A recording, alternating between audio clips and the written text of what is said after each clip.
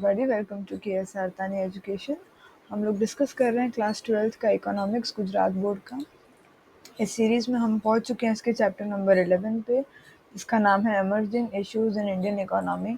इसके already 2 parts बन चुके हैं, जिसमें 11.1 11.2 पूरा हो चुका है। सिर्फ ये एक पॉइंट बाकी है, measures to reduce the problems of urbanization, और 11.3 हम इस पर्टिकुलर वीडियो में डिस्कस करेंगे। इसकी जो लिंक है पूरी प्लेलिस्ट की, वो डिस्क्रिप्शन में दी हुई है, प्लीज़ जाके उसको देखिएगा। डिटेल्ड एक्सप्लेनेशन सबका दिया हुआ है।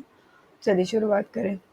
अनकंट्रोल्ड अर्बनाइजेशन यानी शहरीकरण जो इतना ज़्यादा हो रहा है, तो उसके कारण अच्छी बातें तो हुई हैं, लेकिन उससे ज़्यादा बुरी बातें हो गई हैं।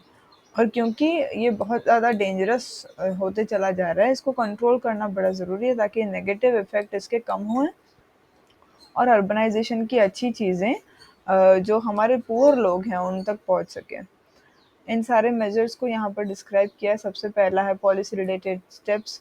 कौन कौन से स्टेप्स हैं जो गवर्नमेंट हमारे लिए ले सकती है। सबसे पहला उन्होंने क्या किया है, इंडस्ट्रीज़ जो हैं वो ऐसे सिटीज़ में वो सेटअप कर रही हैं जहाँ पर पॉपुलेशन 10 लाख से ज़्यादा की है, ताकि अनकंट्रोल्ड अर्बनाइजेशन को रोका जा सके। अच्छा, इससे होगा क्या, इंडस्ट्रीज़ जब ऐसी जगह पे बनेंगी तो वहाँ खुद ही रोज़गार आ जाएगा, एम्प्लॉयमेंट आ जाएगा, लोग सिटीज़ में नहीं जाएंगे। ऐसा एनकरेज किया जाना चाहिए कि जो स्मॉल साइज्ड टाउन्स हैं, यानी छोटे जो टाउन हैं, वो खुद का डेवलप करें, ताकि बिग सिटीज़ पे ज़्यादा प्रेशर ना आए। इंडियन गवर्नमेंट ने ऐसी पॉलिसी लगाई है कि बिग सिटीज़ और ज़्यादा बड़े ना बने, और स्मॉल और मीडियम साइज जो हमारे टाउन्स हैं उनको डेवलप किया जा सके। और लास्टली इंडियन गवर्नमेंट ने एक ऐसी पॉलिसी बनाई है ताकि सैटेलाइट टाउन्स जो हैं बिग सिटीज़ के बाजू में बनाए जा सकें, बिग सिटीज़ को डिस्टर्ब करे बिना। फिर आती है बात एम्प्लॉयमेंट बढ़ाने की। गवर्नमेंट ने ऐसे बहुत से एम्प्लॉयमेंट के प्रोग्राम लगाए हैं ताकि सेल्फ एम्प्लॉयमेंट हमारे यहाँ पर बढ़े। सेल्फ एम्प्लॉयमेंट यानी खुद ही काम करिए, डोंट बी अंडर समवन, और नेगेटिव इफ़ेक्ट्स आपके अर्बनाइजेशन के कम हो सकते हैं। इसका एम क्या है, क्यों हम लोग ये कर रहे हैं, ताकि जो अर्बन पुअर है, जो शहर में जो गरीब लोग रहते हैं, उनको ऐसे प्रोग्राम का फ़ायदा मिले और उनकी इनकम बढ़े, और उनका जीवन शैली जो है वो भी अच्छी बने। उनके जो इंफ्रास्ट्रक्चरल फैसिलिटीज़ हैं उनको भी अच्छा बनाना है हमें। For example water, road, transport, communication, drainage यानी साफ़ सफाई, सैनिटेशन। ड्रेनेज का मतलब कचरा कैसे जाएगा, निकाल कैसे होगा, ये सारी सुविधाएं हर एक इंसान के पास होनी चाहिए। इसके लिए सिस्टम को बड़ा स्ट्रॉन्ग बनाना पड़ेगा। सेंट्रल गवर्नमेंट ने ऐसे भी प्लान्स बनाए हैं ताकि वो स्मार्ट सिटी बना सके। इसके साथ साथ ऐसी कोशिशें की जाती है कि जो स्लम ड्वेलर्स हैं, जो स्लम्स में रहते हैं, जो कच्चर पट्टी में रहते हैं, उनके लिए हाउसेस बनाए जा सके। गवर्नमेंट ऑफ इंडिया ने ऐसी बहुत सारी योजनाएं बनाई हैं ताकि ये लोग प्रॉपर घर में रह सकें। फिर आता है एजुकेशन और हेल्थ फैसिलिटीज़। जो अमीर लोग हैं और जो कर सकते हैं, अच्छा खासा जो क्लास है, मतलब जो अच्छे लोग हैं, जिनके पास अच्छा खासा पैसा है, उनके पास तो एजुकेशन और हेल्थ फैसिलिटीज़ मिल जाती है, लेकिन पुअर को ये सब नहीं मिलता। तो ऐसी हमें सर्विसेज देनी है ताकि इन सबको भी ये सर्विसेज मिले, और जो नेगेटिव इफ़ेक्ट्स हैं अर्बनाइजेशन के, वो धीरे धीरे कम हो जाएं। अगर ये फैसिलिटीज़ पुअर को भी मिलेंगी तो नेगेटिव इफ़ेक्ट्स कम हो जाएंगे, और पॉजिटिव इफ़ेक्ट्स हमको अच्छे मतलब देखने मिलेंगे, उनके फ्रूट्स हम ले पाएंगे, और जो अर्बनाइजेशन की अच्छी चीज़ें हैं वो पुअर तक पहुंच पाएंगी। कॉटेज और स्मॉल स्केल इंडस्ट्रीज़ को डेवलप करना है। लार्ज स्केल तो डेवलप हो ही रहा है, साथ साथ में सब्सिडरी इंडस्ट्री यानी जो उनकी छोटी जो इंडस्ट्रीज़ हैं उनको भी डेवलप करना चाहिए, ताकि इन लोगों के बीच में इनइक्वालिटी जो है वो कम हो सके। एक बहुत ऊपर है, एक बहुत नीचे है, उस इनइक्वालिटी को कम करना है। और जहाँ पर पैसों की इनइक्वालिटी होती है वहाँ पर आपस में भेदभाव भी होता ही है, तो ये सब चीज़ों को अपने रिड्यूस कर सकते हैं। Development of basic infrastructural facilities in rural area. Normally लोग गांव से शहर क्यों आते हैं, क्योंकि वहाँ पर उनको ना पढ़ाई मिलती है, ना ट्रांसपोर्ट मिलता है, ना कम्युनिकेशन, रोड, इलेक्ट्रिसिटी, इरिगेशन, ये सारी फैसिलिटीज़ नहीं मिलती हैं।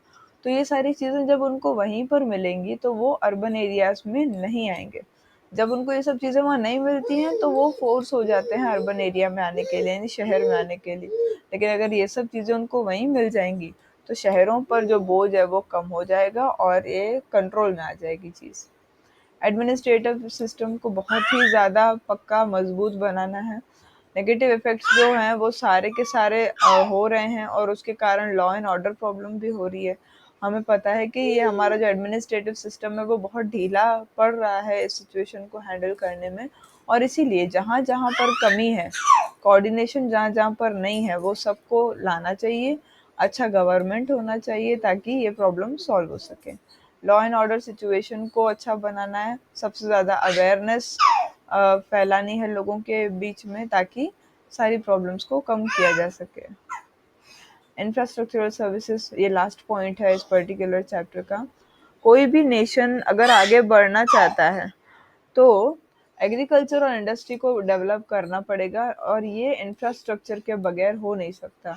और इसीलिए बोला जाता है कि इंफ्रास्ट्रक्चर अगर है तो ही आपका एग्रीकल्चर और इंडस्ट्री डेवलप कर पाएगा।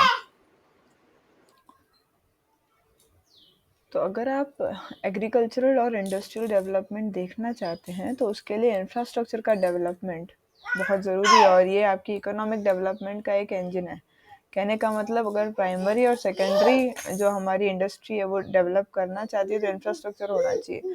वो रोड, रास्ते, कम्युनिकेशन, ट्रांसपोर्टेशन, सब चीज़ें प्रॉपर होनी चाहिए, तभी इकोनॉमिक डेवलपमेंट हो जाएगा। तो ये इंफ्रास्ट्रक्चरल सर्विसेज के जो टाइप्स हैं वो एक एक करके यहाँ एक्सप्लेन किए गए हैं। सबसे पहला है एजुकेशन, यानी कि पढ़ाई। एजुकेशन को हम नॉर्मली डेफिनेशन बोलें तो पढ़ाने और पढ़ने का जो प्रोसेस है उसको एजुकेशन बोलते हैं। ह्यूमन कैपिटल जो है ये बड़ा ही ज़रूरी है हमारे लिए, क्योंकि इसमें फिजिकल और मेंटल दोनों कैपेबिलिटीज़ ह्यूमन बीइंग की डेवलप होती है। कैसे काम करना है और क्या कब करना है, ये सब मेंटल एबिलिटीज में आती है, और काम करता कौन है, हमारे हाथ पैर, जो फिजिकल में आता है। इन्वेस्टमेंट एजुकेशन के लिए, ट्रेनिंग के लिए, ग्रूमिंग के लिए, रिसर्च के लिए, ये सब जो भी हम पैसे खर्च करते हैं उसको हम बोलते हैं human capital investment. Professor Marshall जो हैं उन्होंने लिखा है कि जो एवरी इस इन्वेस्टमेंट के लिए जब हम इंसानों पे खर्च करते हैं तो उसके लिए उन्होंने लिखा है कि हर जनरेशन अपने बड़ों से ही कुछ ना कुछ सीखती है, और यही उनका ट्रू इनहेरिटेंस है। हमारे अंदर जो भी कुछ होता है हमारे बड़ों का दिया हुआ होता है। अगर फिजिकल वेल्थ वर्ल्ड की जो है वो सब खत्म हो जाए, लेकिन फिर भी इंसान के अंदर अगर आइडिया है तो फिजिकल वेल्थ कभी खत्म ही नहीं हो सकती, वो दूसरी क्रिएट कर लेगा। हम दूसरे रिसोर्सेज ला देंगे अगर हमारे पास आइडियाज़ हैं तो, भले ही पूरा फिजिकल वेल्थ अनयूटिलाइज्ड हो, हम उसको भी यूज़ कर सकते हैं क्योंकि हमारे पास उतना दिमाग होगा। रिसोर्सेज जो हैं वो ख़त्म हो जाएंगे, और वर्ल्ड जो है पावर्टी पे भी अगर आ जाए, पूरा गरीब हो जाए, फिर भी इंसान उससे उबर सकता है अगर उसके पास एजुकेशन हो तो। इस सिचुएशन में education, training, research, technology, knowledge और एक्सपर्टीज, ये सब बहुत ज़्यादा ज़रूरी हैं हमारे डेवलपमेंट के लिए, और इवन अगर ये कितने हैं इससे ही हमारा डेवलपमेंट तय होता है।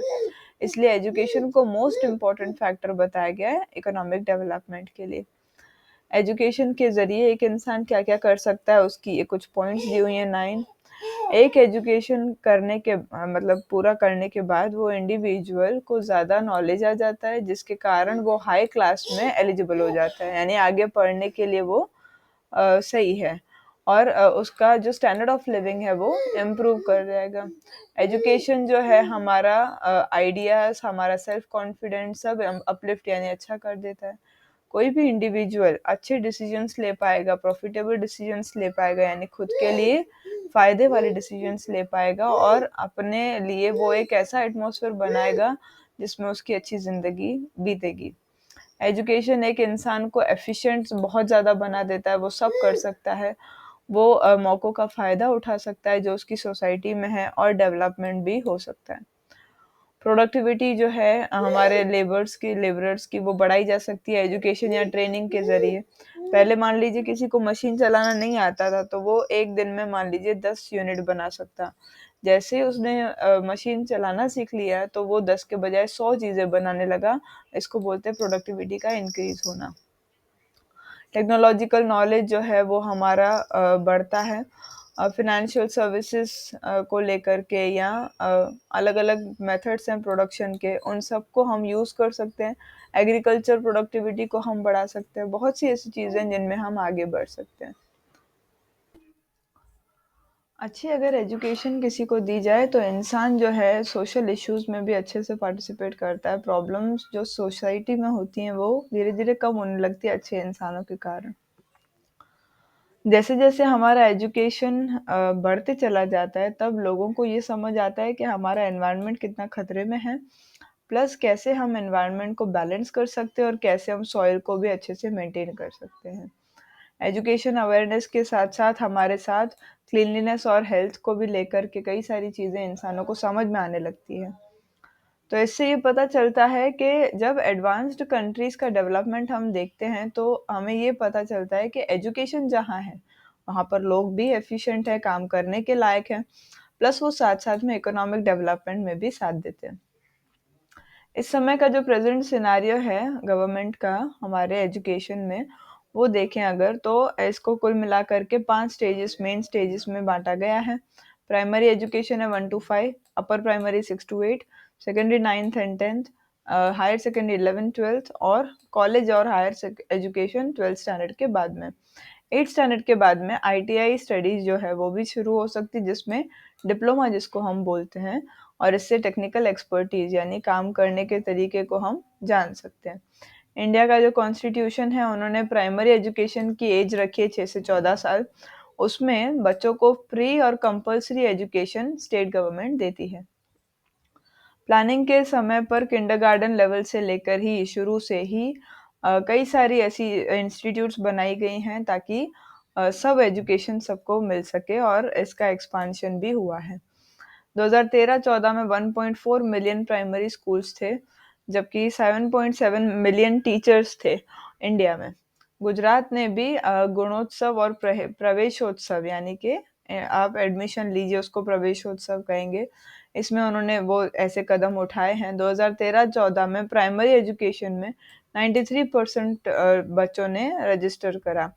सर्व शिक्षा अभियान, राइट टू एजुकेशन ने भी एजुकेशन सब तक पहुंचाई है। पॉवर्टी और इलिटरेसी यानी गरीबी और पढ़ाई की कमी के कारण एजुकेशन सेक्टर उतना ज़्यादा डेवलप नहीं हुआ जितना होना चाहिए था। आज भी प्राइमरी एजुकेशन का जो सिचुएशन है विलेजेस में, वो बड़ा चिंता का विषय है। 29% स्कूल बच्चे जो हैं वो स्कूल छोड़ देते हैं 5th स्टैंडर्ड के पहले ही। अब उसके कुछ भी रीजंस हो सकते हैं। इवन आज भी ट्रेन्ड टीचर्स की भी हमारे यहाँ पर बड़ी कमी है। स्टूडेंट टीचर रेशियो 2013-14 में 46 पर 1 था, यानी कि 46 बच्चों पर एक टीचर है, और अपर प्राइमरी में 34 पे 1 है। 69% प्यूपिल्स जो हैं वो सेकेंडरी सेक्शन में हैं 2013-14 में, और हायर एजुकेशन में 25% है। ये डेटा है एक्सटेंट ऑफ लिटरेसी 1981 में। इंडिया में 43.57% लोग पढ़े लिखे थे, जबकि गुजरात में 44.92% थे, जो कि 2011 तक आने तक 74.04% लोग पढ़े लिखे हो गए, और गुजरात में 79.31% लोग पढ़े लिखे हो गए। नेक्स्ट जो इसकी पॉइंट आती है वो है आपकी हेल्थ। हेल्थ जो है वो वर्ल्ड हेल्थ ऑर्गेनाइजेशन इसको पूरी अच्छे से मैनेज भी करती है, और उनके हिसाब से हेल्थ की डेफिनेशन क्या है।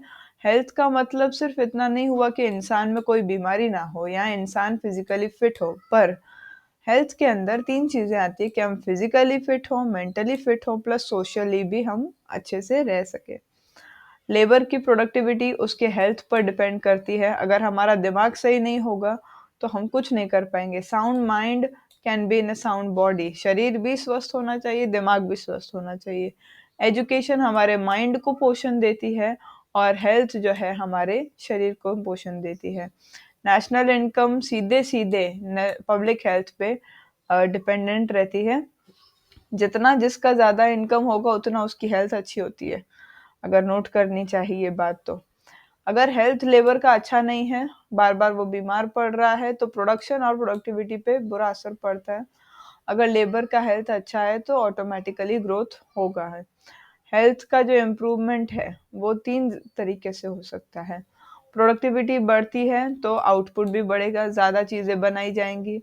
नेशनल रिसोर्सेस जो हैं उनको सही से हम यूज़ कर सकते हैं, उनका बिगाड़ जो है वो रुक जाएगा। इनकम जो है वो बढ़ेगी और उससे हमारा जीवन शैली भी हमारी अच्छी बन जाएगी। 2 चीज़ें बड़ी ज़रूरी हैं हेल्थ के लिए, एक है अच्छा खाना और एक है अच्छी ट्रीटमेंट। कुछ भी प्रॉब्लम अगर होती है तो उसके लिए ट्रीटमेंट ज़रूरी है। एवरेज लाइफ एक्सपेक्टेंसी लोगों की बड़ी ज़रूरी है, एक इम्पॉर्टेंट इंडिकेटर है इंडिया का भी। 1951 में इंडिया की एवरेज एज जो है वो इंडियन की 32 ईयर्स थी, जो कि 2011 में 63.5 ईयर्स हो गई है। ये क्यों हुई है? क्योंकि हमारे यहाँ पर अब सबको बैलेंस डाइट मिलता है, अच्छा खाना मिलता है और अच्छी ट्रीटमेंट मिलती है। इन्फेंट मोर्टेलिटी रेट, पैदा होते ही 1 साल के अंदर बच्चे मर जाएँ, उसको इन्फेंट मोर्टेलिटी रेट कहते हैं, जो 1951 में 146 था और अब गिर के ये 44 हो गया 2012 में। ये और गिरना भी चाहिए। और इन्फेंट मोर्टेलिटी रेट जो है वो सीधे-सीधे संबंध रखता है माँ की हेल्थ से।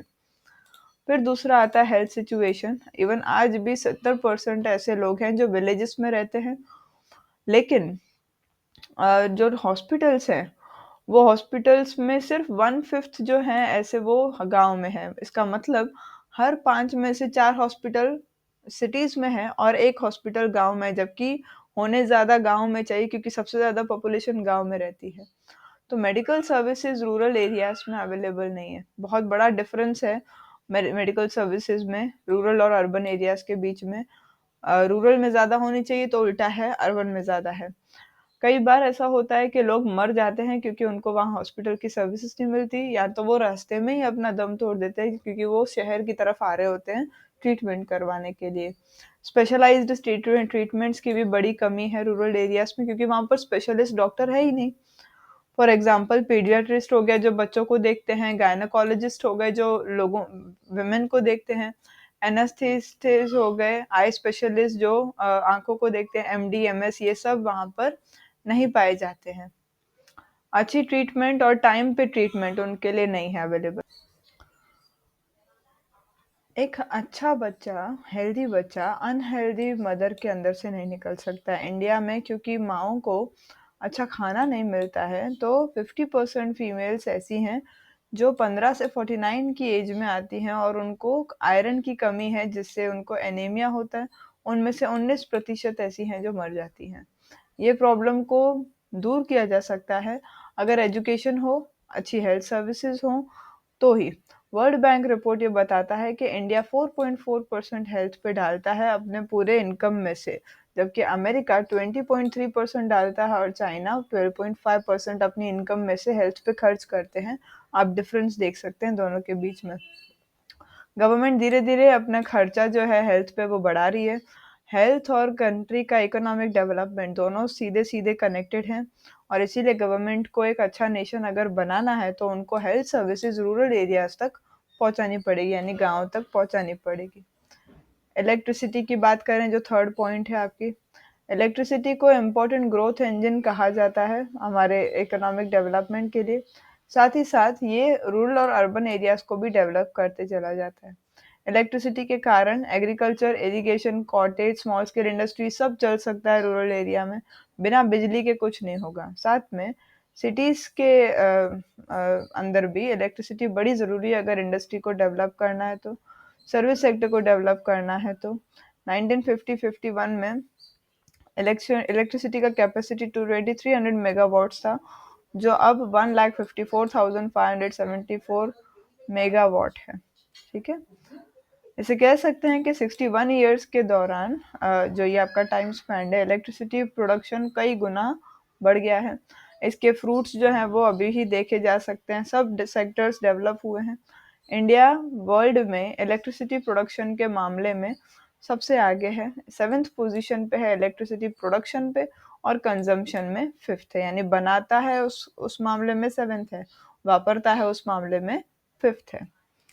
4 वेज हैं इलेक्ट्रिसिटी को जनरेट करने के। सबसे पहला है कोयले से, जिसको थर्मल पावर कहते हैं, पानी से जिसको हाइड्रो इलेक्ट्रिक पावर कहते हैं, न्यूक्लियर एनर्जी जिसको न्यूक्लियर पावर कहते हैं, और दूसरे हैं wind mill, biogas, solar energy, ये सब। इसके साथ साथ गवर्नमेंट ने कई सारे ऐसी कोशिशें करी है ताकि सोलार पावर ज़्यादा यूज़ किया जा सके। लोगों को सोलर कुकर पे, सोलर गीजर पे, इवन अभी तो सोलर पैनल्स पे भी कई सारी सब्सिडीज मिलती हैं। और यहाँ पर भी लिखा है सोलर पैनल की अभी बहुत डिमांड भी बढ़ रही है। टोटल एनर्जी जो बनी 2012-13 में, उसमें 70% हाइड्रो यानी पानी से बनी हुई थी, 16% विंड से बनी, 2% न्यूक्लियर से बनी और 12% दूसरे सोर्सेज से बनी। इंडियन गवर्नमेंट ने बहुत ज़्यादा इंकरेजमेंट दिया हुआ है हाइड्रो इलेक्ट्रिक पावर पे और विंड मिल पे, क्योंकि इनमें से कोई पोल्यूशन नहीं होता है। फास्टर प्रोग्रेस है इन दोनों सोर्सेस के में से इलेक्ट्रिसिटी बनाने का। इलेक्ट्रिसिटी कहाँ कहाँ इस्तेमाल होती है पूछे तो एग्रीकल्चर, इंडस्ट्री, घरों में भी, हाउस होल्ड यानी घर, ट्रांसपोर्ट में और बाकी सारी चीज़ों में। ट्रांसपोर्ट यानी कि ट्रेन में भी काम आती है। अभी तो इलेक्ट्रिसिटी की गाड़ियाँ भी निकल गई। इलेक्ट्रिसिटी का परसेंटेज यहाँ पर दिया हुआ, सबसे ज़्यादा इलेक्ट्रिसिटी घरों में इस्तेमाल होती है, फिर एग्रीकल्चर, फिर इंडस्ट्री और मतलब इंडस्ट्री में सबसे ज़्यादा है, ट्रांसपोर्टेशन में 2, और कुल मिलाकर के जो दूसरी ट्रांसमिशन है इधर से उधर करने में, उसमें 13%, कुल मिलाकर के 100% इलेक्ट्रिसिटी यूज़ होती है। प्रोडक्शन करता कौन कौन है? स्टेट गवर्नमेंट करता है, सेंट्रल गवर्नमेंट करता है और प्राइवेट लोग भी करते हैं। इलेक्ट्रिसिटी सेक्टर कौन कौन से चैलेंजेस फेस कर रहा है वो देखें तो सबसे बड़ा ये है कि जितना वो प्रोडक्शन उनको होना चाहिए वो उतना कर नहीं पा रहे, फुलेस्ट कैपेसिटी नहीं है उनकी। दूसरा चैलेंज ये है कि इलेक्ट्रिसिटी की जो अवेलेबिलिटी है, यानी जितनी हमारे पास इलेक्ट्रिसिटी है उससे ज़्यादा ज़रूरत है, तो हमारा जो ग्रोथ रेट है वो 7 to 8% पे है, लेकिन उतना हम पहुंच नहीं पा रहे। प्रोडक्शन जो है वो कम है, कैपेसिटी ज़्यादा है और चाहिए भी ज़्यादा। इनमें से इसके अलावा इलेक्ट्रिसिटी डिस्ट्रीब्यूशन भी इम्प्रॉपर है। जहाँ पर जब इलेक्ट्रिसिटी की ज़रूरत होती है तब वहाँ पहुँचती नहीं है। इलेक्ट्रिसिटी का बिगाड़ बहुत होता है, उसकी चोरी बहुत होती है, ये सब बड़े चैलेंजेस है। इलेक्ट्रिसिटी प्रोडक्शन हाई कॉस्ट और पावर कट बार बार होता है, कोयले की कमी है, इन सब चीज़ों से भी अफेक्ट होता है। पूरे विश्व में रेलवेज को एक बड़ा रेवोल्यूशनरी डेवलपमेंट माना गया है ट्रांसपोर्टेशन के मामले में, क्योंकि रेलवे से बहुत तेज़ी से हम कुछ भी चीज़ ट्रांसपोर्ट कर सकते हैं। ये बहुत बड़ी एक सफलता है ट्रांसपोर्टेशन के वर्ल्ड में। ब्रिटिश गवर्नमेंट ने इंडिया में डेवलप किया था रेलवे को अपने खुद के फ़ायदे के लिए। इंडिया की रेलवे 16 अप्रैल 1853 के दिन पहली रेलगाड़ी चली थी बॉम्बे से लेके थाने के बीच, हम सबको पता है। डिस्टेंस था 22 माइल्स यानी कि 34 किलोमीटर्स। इंडिपेंडेंस के बाद रेलवेज का जो पूरा जिम्मा है वो इंडियन गवर्नमेंट के हाथ में आ गया और उन्होंने इसके लिए एक अलग से डिपार्टमेंट भी बना दिया। आज रेलवे का जो नेटवर्क है वो इंडिया में नंबर 1 है एशिया में। पूरे एशिया में इंडिया नंबर 1 पे है और नंबर 4 पे है पूरे वर्ल्ड में। रेलवे इंडिया का सबसे बड़ा पब्लिक एंटरप्राइज है जिसमें 14 लाख से ज़्यादा लोग जो हैं वहाँ काम करते हैं। 2012 में 8200 मिलियन पैसेंजर्स ट्रैवल कर चुके थे और 970 मिलियन टन्स को ट्रांसपोर्ट किया जा चुका था 2012 तक, या 2012 में रेलवेज के द्वारा। रेलवे का डेवलपमेंट ने इंडिया के इकोनॉमिक डेवलपमेंट में बड़ा एक रोल डाला है, जिसके कारण कुछ बातें हुई हैं। सबसे पहला है इंडस्ट्रियलाइजेशन और बिजनेस दोनों तेजी से होने लगे, क्योंकि ऑक्यूपेशनल डायनामिज्म जो है वो होने लगा, यानी कि आपके लोगों के जो बीच में जो मौके थे एम्प्लॉयमेंट के वो ज़्यादा आने लगे, क्योंकि मशीनरी ज़्यादा मूव करने लगी। यानी कि अच्छी जगह पे अच्छी मशीन्स होंगी तो ज़्यादातर लोग वहाँ काम कर पाएंगे और अच्छा प्रोडक्शन होगा।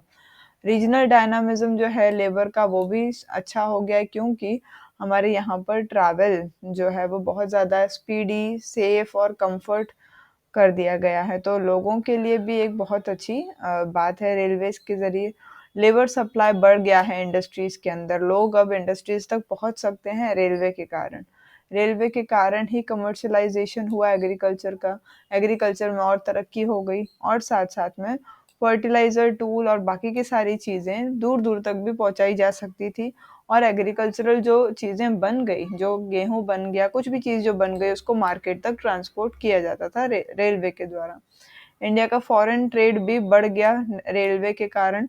रेलवे से फॉरेन में भी कई सारी चीज़ें पहुंचाई जाती है।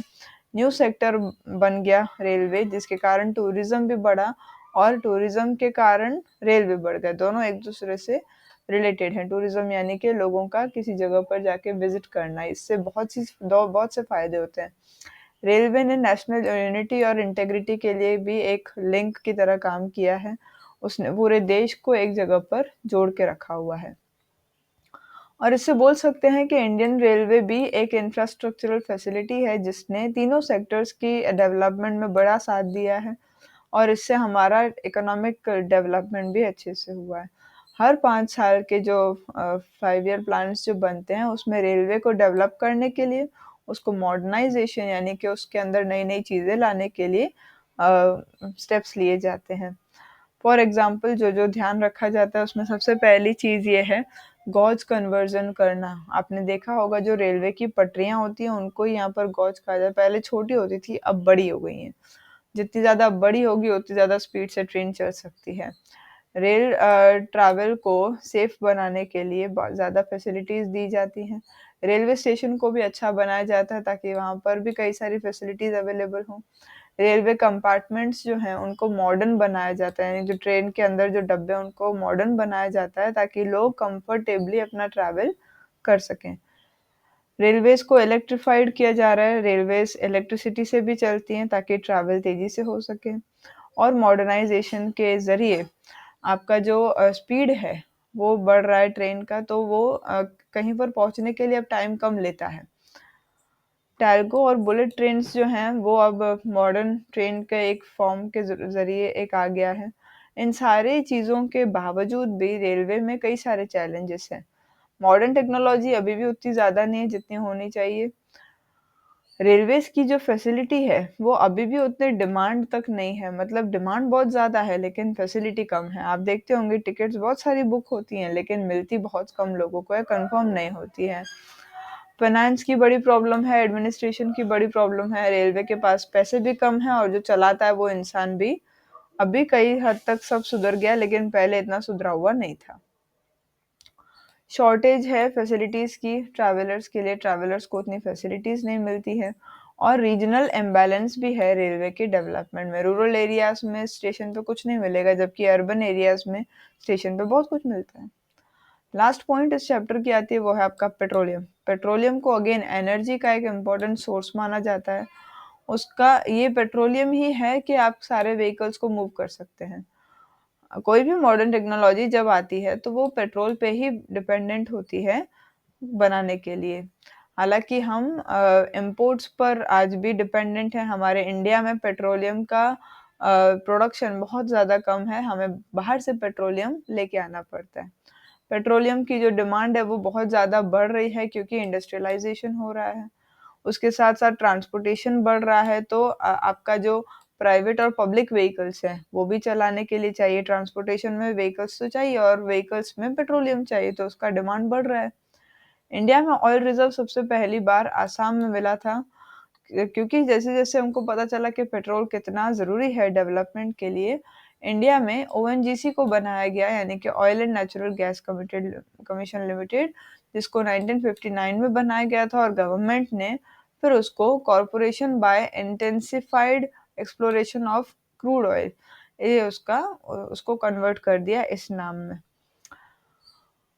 ओएनजीसी के ज़रिए ये देखा गया है कि जो पेट्रोलियम रिसोर्सेज हैं वो कड़ी, कलोल और अंकलेश्वर गुजरात में पाए जाते हैं, और बॉम्बे हाई जो है वहाँ पर भी ड्रिलिंग प्लेटफॉर्म बनाए गए हैं जहाँ से पेट्रोल मिलता है। इसके बाद भी इंडिया का जो कंट्रीब्यूशन है 0.4% है पेट्रोल बनाने में, कुल मिलाकर के 0.4% है, 1% भी नहीं है। वर्ल्ड प्रोडक्शन जो है प्रेजेंटली और उसकी जो सबसे ज़्यादा बढ़ती हुई डिमांड है, इससे ये पता चलता है कि पेट्रोलियम जितना हमारे पास है वो हमारे लिए हमारी डिमांड को बहुत कम सालों के लिए वो पूरा पड़ पाएगा। इसीलिए सभी लोगों ने पेट्रोल को छोड़ करके, सभी कंट्रीज़ ने अब पेट्रोल को छोड़ करके अल्टरनेटिव एनर्जी रिसोर्सेज को ध्यान में लेना शुरू किया। फॉर एग्जांपल इलेक्ट्रिसिटी की गाड़ियाँ। इस दिशा में रिसर्च प्रोग्राम्स भी चल रहे हैं कि कैसे पेट्रोल को रिप्लेस कर सकते हैं। इंडिया ने भी ये सब सोचना शुरू किया है। नेचुरल गैस भी पेट्रोलियम से ही निकलती है और ये सबसे ज़्यादा यूज़ होती है थर्मल पावर स्टेशन में, कुकिंग गैस में और व्हीकल्स चलाने के लिए फ्यूल के ज़रिए, फ्यूल के रूप में। टोटल गैस प्रोडक्शन जो है इंडिया में वो सिर्फ और सिर्फ 0.5% टोटल गैस ऑफ वर्ल्ड का। और जितना ज़्यादा हम नेचुरल गैस यूज़ करेंगे उतना हमारा पॉल्यूशन कम होता चला जाएगा। और इससे हम बोल सकते हैं कि आपको इलेक्ट्रिसिटी ज़्यादा यूज़ करनी चाहिए व्हीकल्स के लिए, और इस नेचुरल गैस को भी ज़्यादा से ज़्यादा इस्तेमाल करना चाहिए आपके, अगर आप एनवायरमेंटल फ्रेंडली बनना चाहते हैं तो। चैप्टर पूरा हो गया यहीं पर। Thank you so much for patient hearing. Have a good day.